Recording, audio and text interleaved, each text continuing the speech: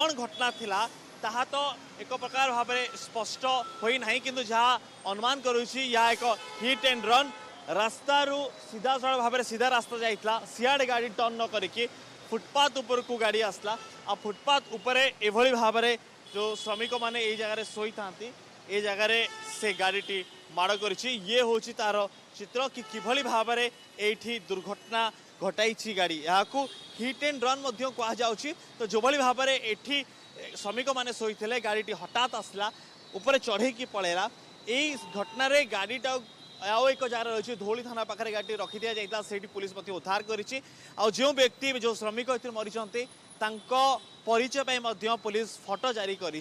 तेरे स्पष्ट भाव में सूचना इजबात आसनी कि जो गाड़ी जो दुर्घटना घटी हिट एंड रन नहीं